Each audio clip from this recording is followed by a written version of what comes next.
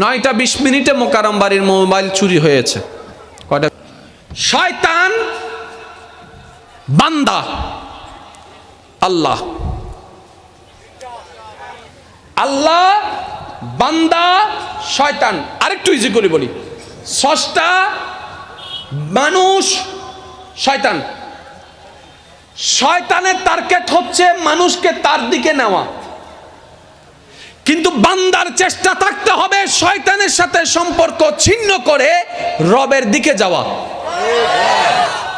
তাহলে এখানে কিসের যুদ্ধ? টানাটানির যুদ্ধ। চলে যাওয়ার সময় হঠাৎ করে মনুষ্যত্ববোধ জেগে উঠলো। উনি আবার রিটার্ন আসলে ইমাম জয়নুল আবেদিনের ঘরে আসার পরে দরজা নক করলেন। উনি দরজা খুললেন। খোলার পরে ওই ব্যক্তিটা বলে, ভাই আপনি মনে হয় আমাকে চিনতে পারেন নাই, তাই আমাকে এমন মেহমানদারি করেছেন। আপনি মনে হয় আমার পরিচয় জানলে এত মেহমানদারি করতেন না। ইমাম জয়নুল আবেদিন তার কথা শুনে চোখের পানি ছেড়ে ছেড়ে দিয়ে বলে, আমি আপনাকে প্রথম দেখায় চিনতে পেরেছি। আপনি তো সেই ব্যক্তি যে আমার বাবা ইমাম হোসাইনের পিঠের পিছনে প্রথম আঘাত করেছিলেন। আমি আপনাকে দেখেই চিনতে পেরেছি। ভাইয়া মনোযোগ মনোযোগ। চুরি করা ভালো নাকি খারাপ? দুনিয়ার জন্য ভালো নাকি খারাপ? শান্তির কারণ না অশান্তির কারণ? তাহলে যতগুলো অশান্তির কারণ, অশান্তির একটা কারণ হচ্ছে চুরি। এবার চুরিটা কখন হয় দেখেন। 9টা 20 মিনিটে মোকাররম বাড়ির মোবাইল চুরি হয়েছে। কয়টা 20 মিনিট? জোরে বলেন। তাহলে চুরি যেহেতু হয়েছে, কেউ না কেউ নিয়েছে। কেউই বা হন দিব তো গরু নল। আচ্ছা বলেন তো, 9টা 20-এ যে মোবাইলটা চুরি হয়েছে, এটা কি 9টা 20-এ চুরি হয়েছে নাকি আগে থেকে কিছু শুরু হয়েছে? এবার টোটাল বিষয়কে আমি আপনাদের সামনে প্রেজেন্ট করার চেষ্টা করি, আপনারা শুধু মিলাবেন। সময়ের ঘড়ির কাঁটায় যখন 8টা, আমার ভাই স্টেজে আসছে। 8টা 15 মিনিট প্রথম তার নজরটা মোবাইলে পড়ছে। 8টা 15 নজর পড়ার পর এই নজরের সিগন্যালটা এখানে গেছে। এখানে যাওয়ার পর এখন শুরু হয়ে গেছে, সুন্দর আছে তো, হাই ফেলে তো অফ। আশেপাশে এতগুলো মানুষ বসে আছে, আমরা কেউ কিছু জানি না, এটা মনে মনে হাই ফেলে তো সমস্যা নেই, ঠিক না? উজুর তন্ত টিয়া আছে, হালি আর গকিনি বুদরি তুমি আছে না? আয় হাই ই হন্ডা চলত দিয়া জোর হন না হন্ডে, হ্যাঁ মনত কলবত চলত দে। যখন এখান থেকে সেই পারমিশনটা পাস হয়ে যায়, সিগন্যালটা চলে যায় এখানে। এবার এই জায়গার জ্ঞান বাবু, ব্রেইন বাবু প্ল্যানিং করা শুরু করে, কখন খাবে, কেমনে খাবে, কোন পদ্ধতিতে খাবে। তখন ঘড়ির কাঁটায় 9টা। কয়টা? শুরু হয়েছিল 8টা, জোরে বলতে হবে 8টা। 9টা যখন বাজে, ব্রেইন বাবু সিগন্যাল দিচ্ছে, যখন মোকাররম বাড়ি চলে যাওয়ার টাইম হবে, সবার সাথে মোলাকাত করবে, তখনই আমি কাজটা করব। 9টা বাজে ফাইনাল। এবার সে অপেক্ষায় আছে, অপেক্ষায় আছে। কিসের অপেক্ষা? আমি যাওয়ার। আমি যখন যাওয়ার সময়টা আসলো 9টা 20, ও কিন্তু টাইম নির্ধারণ করে নাই, ও আমাকে নির্ধারণ করেছে। আমি যখন যাওয়ার সময় হলো, ভাইদের সাথে হাত মিলাচ্ছি, হঠাৎ করে 9টা 20, তখন আমি বললাম কি আমার মোবাইল কই? তাহলে 9টা 20-এ যেটা ঘটলো, শুরু হলো 8টা 15। যদি 8টা 15 গলা চিপে ধরা যেত ওই ইচ্ছাটাকে, 9টা 20-এর চুরির অপবাদ আর আসতো না। এতটুকু কি বুঝতে পেরেছেন? এখন আপনারাই বলেন, জেনা জিনিসটা কি খারাপ না ভালো? আপনারা বলেন না। বিয়ের আগে পর পুরুষ পর নারীর সাথে সম্পর্ক রাখা কি খারাপ না ভালো? তাহলে এই খারাপ জিনিসটাকে কেন হচ্ছে? শুরু কখন? যে কলেজে একদিন দেখেছিল, বিয়ের গায়ে হলুদ অনুষ্ঠানে একদিন দেখেছিল, একটু বুঝেন না, বুঝেন না। কোন একটা বান্ধবীর সাথে, বন্ধুর সাথে বেড়াইতে গিয়ে মার্কেটে দেখেছিল, প্রথমে চোখ গিয়েছে, তারপরে অন্তরের মধ্যে ফুল ফুটেছে, এবার সেই ফুলটাকে বাস্তবায়ন করার জন্য ব্রেইনে প্ল্যানিং করেছে, এরে ধরে তারে ধরে, ওইখানে দাঁড়ায় রিক্সার পিছনে দাঁড়ায়, এখানে দাঁড়াই ওখানে দাঁড়াই, এমনে করে তেমনে করে তেমনে করে তেমনে করে তেমনে করে তেমনে করে তেমনে করে করে করে করে করে। এবার বলেন ব্রেইন আগে চলেছে নাকি হাত আগে চলেছে? জোরে বলেন না। তাহলে হাত কন্ট্রোল, যদি ব্রেনটাকে কন্ট্রোল করেন, যদি ব্রেন কন্ট্রোল মনটাকে কন্ট্রোল করেন, মন কন্ট্রোল যদি চোখটাকে কন্ট্রোল করেন, তাই তো আল্লাহ কোরআনুল কারীমে পর্দার যে বিধানের আয়াতটুকু বলেছে, শ্রদ্ধার সাথে বলছি, মাইকের আওয়াজ যতটুকু যাচ্ছে, যেহেতু বলনেওয়ালা আল্লাহ, নিশ্চয়ই অনেক হিকমত আছে। আপনি শুধু আয়াতটাকে একটু পড়ে দেখুন, আল্লাহ সেই যে আয়াতে নারীদের পর্দার কথা বলেছেন, নারীদের কথা বলেছেন পরে, পুরুষের নজরের পর্দার কথা বলেছেন আগে। ইয়া রব্বে করিম, নারীর পর্দার কথা বলে পরে বললা, পুরুষের চোখের কথা তুমি আগে বললা কেন? রব্বে করিম বলে, পুরুষ যদি নিজের চোখকে কন্ট্রোল করতে পারে আমি রবের ভয় দিয়ে, এই পৃথিবীতে দর্শন নামের কোনো শব্দ আর থাকবে না, জেনা নামের শব্দই উঠে যাবে। এবার আপনারা বলেন, বেশিরভাগ ক্ষেত্রে অন্যায় কাজ যেগুলো আমরা নোংরা কাজ বলি আর কি, মেয়েরা বেশি আগায় নাকি ছেলেরা আগায়? না আপনারা বলেন, আমি শুনতে চাই। কে পিছনে পিছনে কে দৌড়ায়? আরো জোরে। রোদে শুকায় বৃষ্টিতে ভিজে কে? কলেজে দৌড়ায় কে? রিক্সার পিছনে কে? মোবাইল নাম্বার কালেকশন করার পরিশ্রম করে কে? ও ছেলে করো কেন? কই এখানে লাগছে তো, এখানে লাগছে তো, এখানে লাগলা কেমনে? কই দেখলাম যে, তো দেখাটাকে যদি কন্ট্রোল করে ফেলা যেত। তাহলে আল্লাহ পাক কিন্তু কোরআনে সেই আয়াতটাকে এভাবেই বিশ্লেষণ করেছেন। আমরা আসলে কোরআন পড়ি ঠিকই, কোরআনটাকে বোঝার চেষ্টা করি না। এবার আপনারাই বলেন, আমাদেরকে বানালেন কে? তো উনি তো ভালো জানে কোন স্ক্রু টাইপ দিলে কি হবে, উনি তো সিস্টেমটা ভালো জানে, কিভাবে সেটিং করলে বান্দাগুলা ভালো থাকবে। ওই সেটিংটাই আল্লাহ জানাই দিয়েছেন কোরআন এবং হাদিসের মাধ্যমে। বলেন না সুবহানাল্লাহ। এখন যদি টোটাল বিশ্বকে এক জায়গায় করেন, একটা কথাই বললে আপনারা বুঝতে পারবেন, একটা হচ্ছে ধর্ম, একটা হচ্ছে মানুষ। একটা হচ্ছে ধর্ম, একটা হচ্ছে, আর একটু জোরে বলেন, একটা হচ্ছে ধর্ম, একটা হচ্ছে মানুষ। ধর্মের মানুষের দরকার নাকি মানুষের ধর্মের দরকার? ধর্মের মানুষের কোনো দরকার, কারণ ধর্ম তখনও ছিল যখন কালিমা পড়নেওয়ালা একজন ছিল, ইসলাম তখনও ছিল যখন আজান প্রকাশ্যে দেওয়া যেত না, ইসলাম তখনও ছিল। তাহলে ইসলামের আমাদের দরকার নাই, কিন্তু আমরা মানুষ হওয়ার জন্য একটা গাইডলাইনের দরকার, আর ওই গাইডলাইনের নামে হচ্ছে ইসলাম। কিভাবে করব, কিভাবে করব না, কিভাবে চলবো, কিভাবে চলবো না, এই যে গাইডলাইন, ইটস কল ধর্ম, ইটস কল রিলিজিয়ান, এটার নামই ইসলাম। এবার বলেন, আমি শুধু একটা প্রশ্ন করব, আপনারা একটু আমাকে বুঝে শুনে উত্তর দেবেন। বিরক্ত হচ্ছেন ভাইয়েরা? এদুন মানুষ কিল্লে ইস্তেলে কিন্তু ফলর হাসে, আয় তো বুঝির হদ্দি আয় জনের পরে তারপরে আইবেন দে, এখন আর 900 ভাই এনে বাজে বোম মারামারি চলিব দেখেনা বাদ হষ্ট নহন। এবার আমি একটা প্রশ্ন করছি, নিজের মনটাকে একটু নরম করে উত্তরটা দিবেন। আল্লাহর প্রিয় বান্দা হওয়ার ইচ্ছা আছে না নাই? একটু দিল থেকে বলবেন প্লিজ, একটু দিল। আপনার রবের প্রিয় বান্দা হওয়ার ইচ্ছা আছে না নাই? যিনি আপনাকে আমাকে খাওয়ায়, হাজার অপরাধ জেনেও গোপন করে রাখে, ওই রবের প্রিয় হওয়ার ইচ্ছা আছে না নাই? তাহলে কিছু কাজ করতে হবে। যদি রবের প্রিয় বান্দা হবার ইচ্ছা থাকে, তাহলে কিছু কাজ করতে, আবার কিছু কাজ বাদ দিতে। কাউকে জিজ্ঞেস করতে হবে না ভাইয়া, আপনি নিজেকে প্রশ্ন করেন কি করতে হবে, কি বাদ দিতে হবে। এগুলা আমি বলবো না, আপনারাই বলবেন। সুদ, ঘুষ, মা বাবার সাথে বেয়াদবি, পরনারীর দিকে তাকানো, ইফটিজিং, ফ্লাডিং, তাহলে বন্ধ কি করতে হবে সেটাও জানা আছে। নামাজ, রোজা, মা বাবার সেবা, এটাও আমাদের জানা আছে। তাহলে করতে হবে কি সেটাও জানা, বাদ দিতে হবে কি সেটাও জানা। পারি না কেন প্রশ্ন যদি করা হয়, সবাই বলবে শয়তান আছে, শয়তানে করতে নজর। এটাই তো আমাদের দাবি, এটাই তো আমাদের কথা, যে শয়তান আমাদেরকে করতে দেয় নাই। শুনলে অবাক হবেন, এখানে শয়তানের কোনো দোষ নেই। এখন তোলে কি আর দোষ না এবেলাইও একজন আর একজনের মারি নাক ফুটে ফেলি পুলিশে আয় হারে দর্জি মানুষেরা নাকি শয়তানরে মানুষই বা হদ দেয় স্যার আর কোনো দোষ क्या দিন শয়তানে গোসা লাগাই দিয়ে দেয় শয়তানে কি লাগাই দিয়ে দেয় তো পুলিশে হদ দেয় ইতার দাঁতম মিদ্যে তোর আত সাপ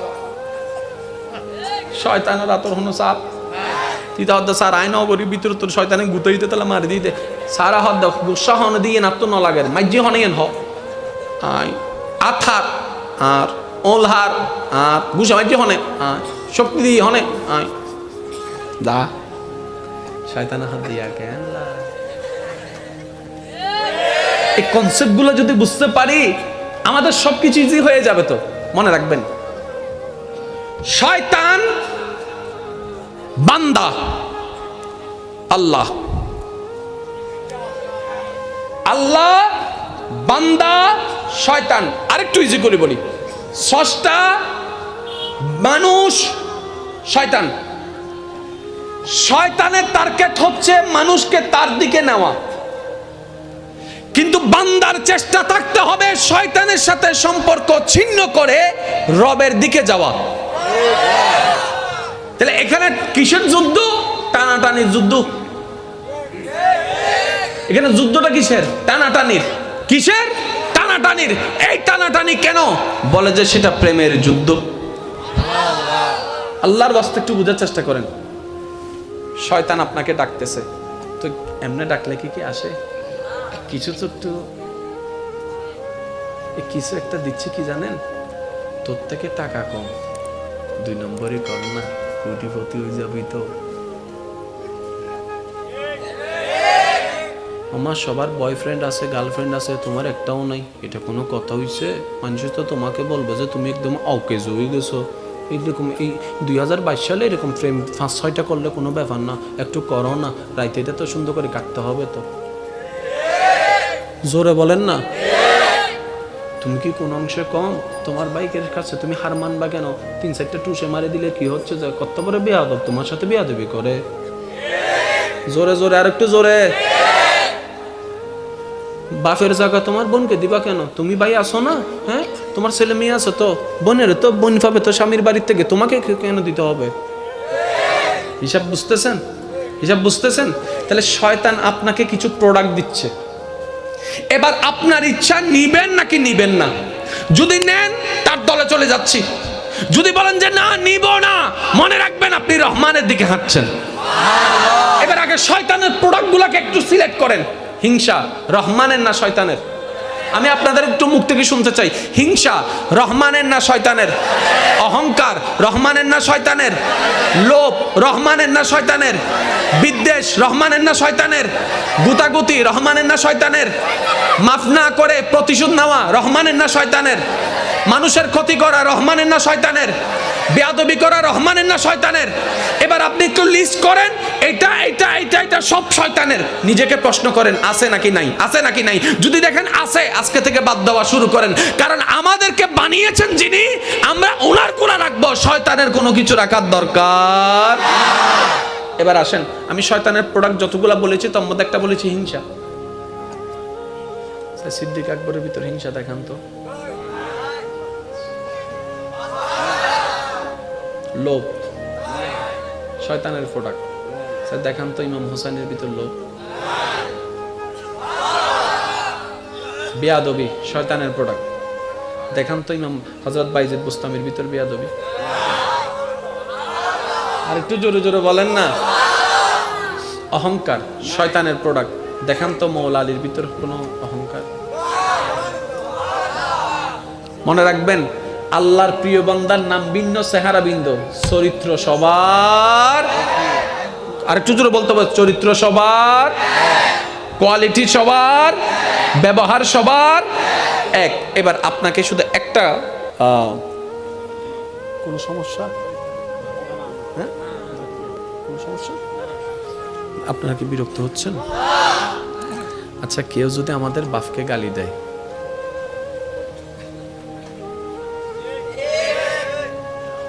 হিন্দি চিল্লে লাভ কি, সাহস তাইলে গাছতলায় আসো না। আর হতো না এই সিবেত আচ্ছা নমাতে গা জ্যাঙ্গুরি সুপগুড়িতে কি মনে হতো না উচুর আরা তো আজই নতুন পয়দা ওই দিকে কিচ্ছু তো না জানি, কুজারা বেকিং করেনি হতে কিচ্ছু না জানি। আচ্ছা শুনেন, কারবালার পরে আপনারা জানেন ইমাম হুসাইনের একজন আওলাদ মদিনায় ফেরত আসেন, যার নাম হচ্ছে ইমাম জয়নুল আবেদিন, যার চোখের সামনে কারবালার সেই ভয়ানক হৃদয় বিদারক ট্র্যাজেডিটা হয়েছেন। ইমাম হুসাইনের সন্তান ইমাম জয়নুল আবেদিন সচক্ষে যে ঘটনা সাক্ষী। ওলামায়ে কেরামের জবানে আপনার প্রায় সময় শুনেছেন, শুধু একটু স্মরণ করিয়ে দিচ্ছি। ইমাম জয়নুল আবেদিন কারবালার ঘটনার পর থেকে এন্তেকালের আগ পর্যন্ত কখনো অট্টহাসি হাসে নাই, কখনো কারো সাথে মন খুলে যে হাসা, এই হাসিটা উনি হাসতে পারে নাই। ওনার জীবনের বেশিরভাগ সময় অতিবাহিত হয়েছে চোখের পানি দিয়ে। সময়ের পরিক্রমায়, কালের বিবর্তনে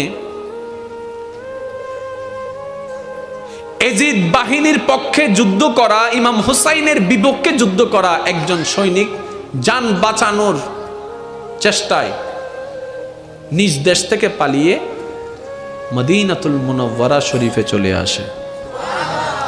এবার যখন মানুষ বিদেশে যায়, যত পরে কোটিপতি হোক না কেন সে কিন্তু গরিব থাকে, কারণ প্রবাসে সবাই গরিব।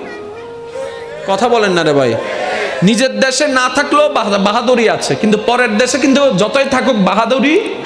সেকেন্ডের মধ্যে যদি আপনার পাসপোর্ট হারা যায় আপনি শেষ, ডলার হারা যায় আপনি কিন্তু শেষ, কারণ ওইখানে কেউ নাই যে যার ঘরে গিয়ে আপনি একটু অবস্থান করবেন। ওই এজিদ বাহিনীর একজন সদস্য মদিনা পাকে নিজের জান বাঁচানোর জন্য যখন আত্মগোপন করতে চলে আসে, এবার থাকার জন্য তার ঘরের দরকার, খাবার জন্য কিছু খাবারের দরকার। কোথায় যাবে মুসাফির, কোথাও যাওয়ার কোনো ঠিকানা নাই। একটু মনের কানটা লাগাই শোনার চেষ্টা করবেন। জীবনের অনেক প্রশ্নের উত্তর এখান থেকে আমরা পেয়ে যেতে পারি, জীবনটাকে রবের সন্তুষ্টির জন্য আগানোর জন্য একটা উৎসাহ পেয়ে যেতে পারি। একটু জোরে বলেন সুবহানাল্লাহ। দেখি যার যত শক্তি আছে ইমানদার ভাইরা ঈমানি আওয়াজে বলেন সুবহানাল্লাহ। আরেকটু ঈমানি আওয়াজে বলেন সুবহানাল্লাহ। এবার সে যখন মদিনা পাকে, মদিনা শরীফে প্রবেশ করলো, এদিক সেদিক ঘুরতে লাগলো। একজন মানুষ ওনাকে মুসাফির অবস্থায় দেখে জিজ্ঞেস করলেন, ভাই আপনি মনে হয় ভিন দেশ থেকে এসেছেন? বলে যে হ্যাঁ। তো এখানে কি বিষয়?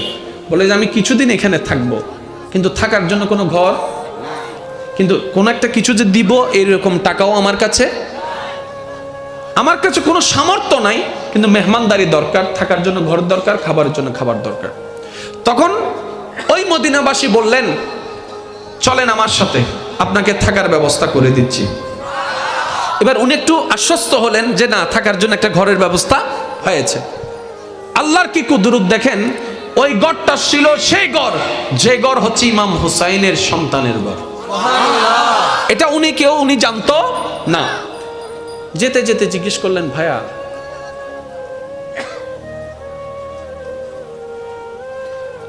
এবার যেতে যেতে উনি জিজ্ঞেস করলেন, ভাইয়া আমি কার ঘরে যাচ্ছি? বলে যে রসুলের আওলাদ ইমাম হুসাইনের ছেলের ঘরে। এই কথাটা শোনার সাথে সাথে চোরের মন, সে তো ইমাম হুসাইনের বিপক্ষে যুদ্ধ করেছিল। এবার মনের ভিতরে একটা ছটফটানো শুরু হয়েছে, আমি তো চিনতে পেরেছি উনি তো সেই জন যিনি কারবালায় ছিল, যদি আমাকে চিনে ফেলে তাহলে তো অবস্থা শেষ। জান বাঁচানোর ভয়ে চলে আসলাম, এখানেই জানটা চলে যাবে, মনের মধ্যেই কল্পনা। গেলেন ইমাম জয়নুল আবেদিন আলে রসুল, ওনাকে সাদরে গ্রহণ করলেন, নিজে না খেয়ে ওনার মেহমানদারির ব্যবস্থা করলেন, নিজের জায়গাটা ওনার জন্য থাকার ব্যবস্থা করে দিলেন। এইভাবে মেহমানদারি করতে লাগলেন, যতটুকু ওনার পক্ষে সম্ভব মেহমানদারি করতে লাগলেন। এবার আপনারাই বলেন, মানুষ যতই খারাপ হোক না কেন, দিন শেষে কিন্তু গিলটি ফিল কাজ করে, অনুশোচনা কাজ করে, লজ্জাবোধ কাজ করে। যেমন রাগ যখন উঠে হাজার কিছু বলে ফেলি, রাগ যখন ঠান্ডা হয় তখন কিন্তু মনের ভিতরে একটা লজ্জা লাগে, না আসলে এভাবে বলাটা ঠিক হয় নাই, এভাবে করাটা ঠিক হয় নাই, একটা লজ্জাবোধ। এটা হচ্ছে মনুষ্যত্ববোধ। বিরক্ত হচ্ছেন না তো আপনারা? যতই উনি মেহমানদারি পাচ্ছে, কেমন যেন ওনার গালের মধ্যে জোতার বাড়ি পড়ছে, এমনই অনুভব হচ্ছে। কার সন্তান আমাকে এমন মেহমানদারি করছে, চিনে না জানে না, যার বাবাকে আমি হত্যা করেছে। ভিতরে একটা লজ্জাবোধ কাজ করছে। 3 দিন থাকার পরে উনি ওই ঘর থেকে বিদায় নিতে যখন নিচ্ছেন, তখন ইমাম হুসাইনের আওলাদ ইমাম জয়নুল আবেদিন ওনার পথ খরচের জন্য সামর্থ্য মতো ওনাকে কিছু টাকা দান করেন। একদিকে থাকার ব্যবস্থা করে দিল, নিজে না খেয়ে খাওয়ার ব্যবস্থা করে দিল, আবার আসার সময় কিছু পথ খরচের টাকাও ব্যবস্থা করে দিল। এবার প্রত্যেকটা ভালো কাজ ওনার জন্য, ওই ব্যক্তিটার জন্য একটা মেন্টালি ভাবে টর্চার হওয়া শুরু করছে লজ্জাবোধের কারণে।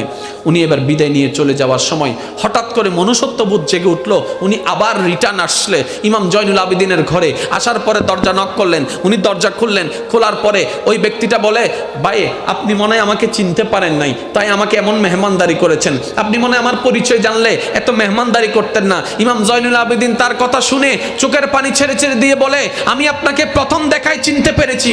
আপনি তো সেই ব্যক্তি যে আমার বাবা ইমাম হোসাইনের পিঠের পিছনে প্রথম আঘাত করেছিলেন। আমি আপনাকে দেখেই চিনতে পেরেছি।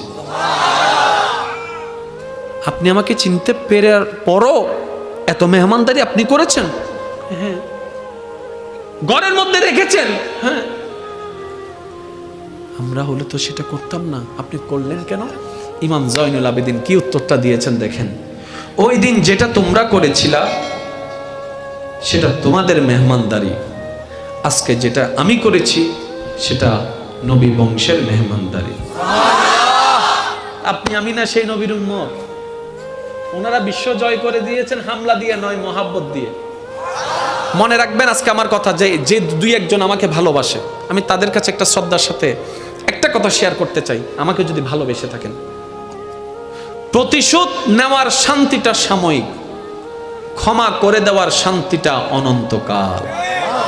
আপনি যখন প্রতিশোধ নেবেন 2 মিনিট, 5 মিনিট, 10 মিনিট আপনার একটা স্যাটিসফ্যাকশন কাজ করবে। 1 সপ্তাহ পর সেটা আপনার আর মনে থাকবে না, ওই রকম ফিলটা কাজ করবে না।